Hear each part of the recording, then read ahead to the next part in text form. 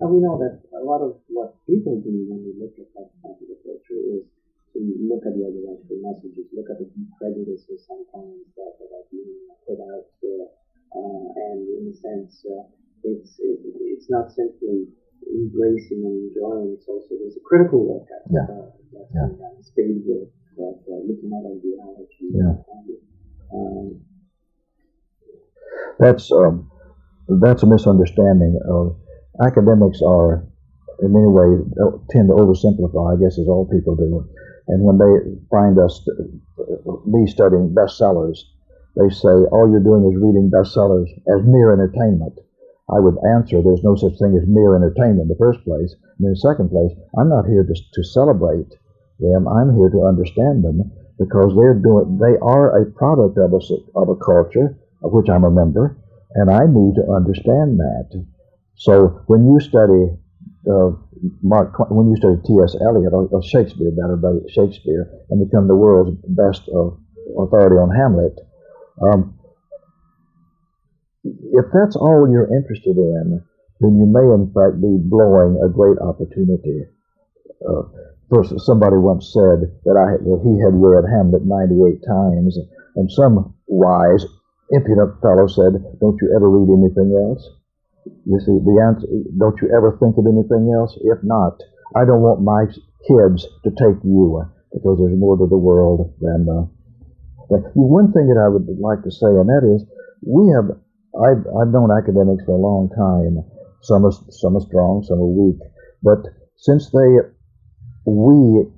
educate our children, the citizens of tomorrow, then anything we can do to improve the education of the educators is beneficial. And so we have urged my colleagues and others, go do papers.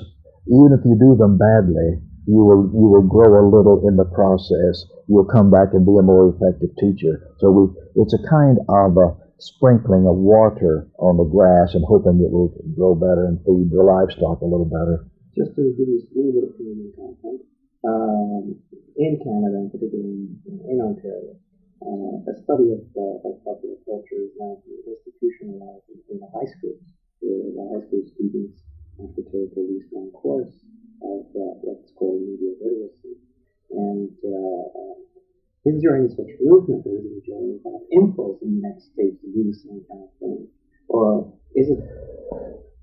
I've been told, and this terrifies me, and I must do something about it. I have been told that the United States is last throughout the developed world in media literacy, despite the fact that we have more media than anybody else in the world. And I think that's dangerous. I think it's dangerous for the media, for literacy, and I think it's dangerous for the citizenry. And right now I'm writing a book on dimensions of literacy, in which I'm going to try to demonstrate that one must be literate in icons and rituals and television and architecture, and every medium of communication has its own vocabulary and literacy, which we need to understand.